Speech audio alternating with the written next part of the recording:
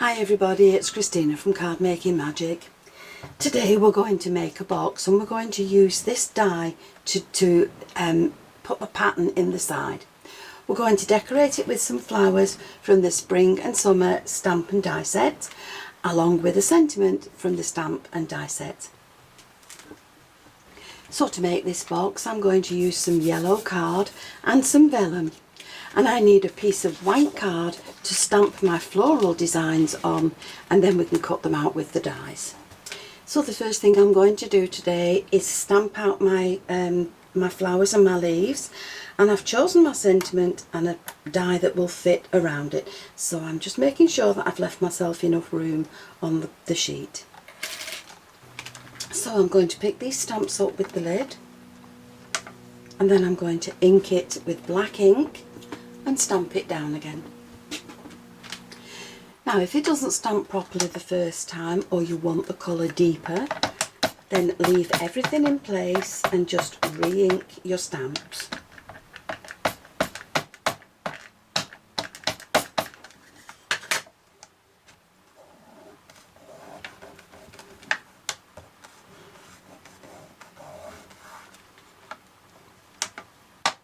And this is a water resistant ink because I'm going to watercolour the flowers. So I'm going to use the Arteza watercolour pencils. I've used the Arteza card and I've stamped it in VersaFine, which is ideal for watercolouring. So while I do this process, I'm just going to speed things up a little bit and play some music.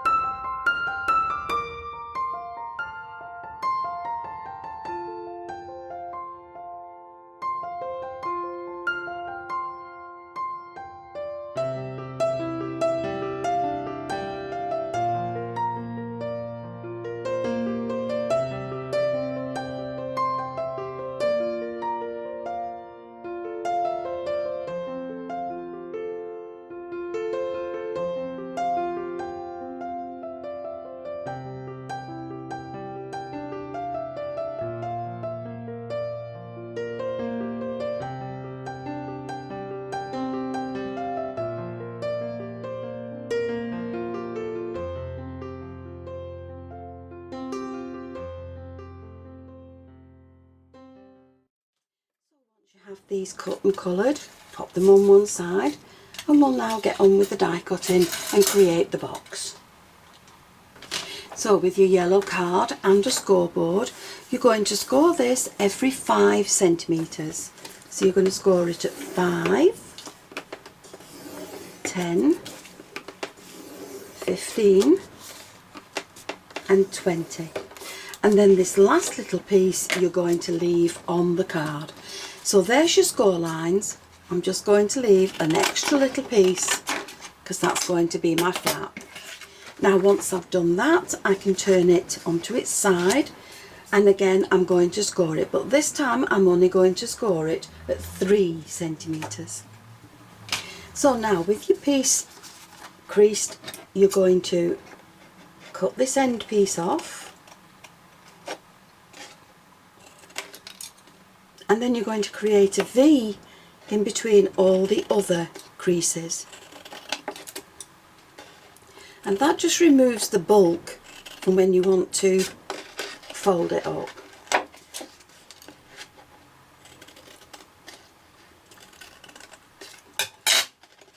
And then once you've done that, you'll have a piece that will look like this. Your box up on a cutting mat, you can see that these are scored every 5 centimetres. So at every 2.5, I'm just going to make a little mark. And I can always erase this once I've finished. I'll take your Lacey Ribbon Die, and it's 7 inches long, don't forget.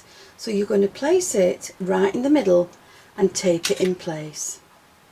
And then you're going to run that through your machine.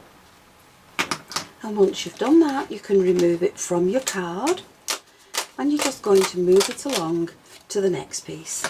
Once you've moved it along and taped it in place, you're going to repeat the process, and then you're going to do exactly the same in all the panels.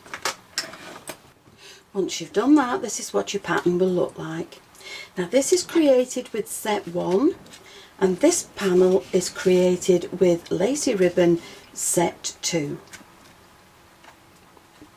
So once you have your box done, you're going to take the right side and face it down, and then with your vellum you're going to measure it so that you have a piece of vellum covering each of these patterns.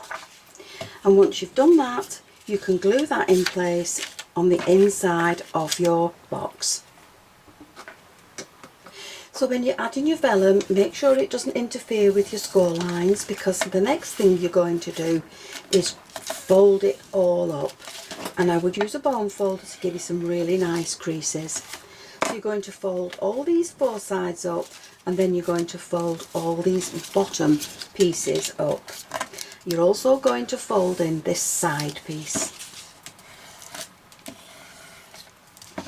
And once you've done that, you can add your glue to this smaller panel on the side, and then just fold your box together and glue that piece down.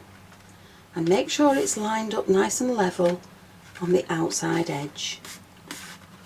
And once you've done that, you can push in your side pieces and glue them down, and then in the bottom flaps and glue that down. Now you need to make sure that this box is square so that we can add a lid to it. Now to measure the lid for our box, we know that we've cut these sides at 5 centimetres. We're going to leave a 2 centimetre overhang on all 4 sides to be able to put the lid on the top. So 5 and 2 and 2 is 9. So we're going to cut our card at just over 9 centimetres, just a tad over. And then we're going to score it at 2 centimetres along all 4 sides. Then once we've done that, we can take our scissors and we can cut up the score lines in the corners like so, and just take the edges off. So once you have all these edges folded over, you can place it onto your box and just tuck the little flaps under as if you were going to glue them. And you're going to make sure then that that fits the top of your box nice and neatly. And then without squeezing it too tight, you can glue those flaps, and you know then that your lid will be able to come on and off your box. So once your lid fits, I've threaded some ribbon through my sentiment, and all I have to do now is to decorate the top of the box with the leaves and the flowers. So there we have the finished box, decorated with flowers and leaves and some ribbon and a thank you card. Inside we've added some tea lights, which would make a very pretty thank you gift or a birthday gift. There they are, and they all smell really nice.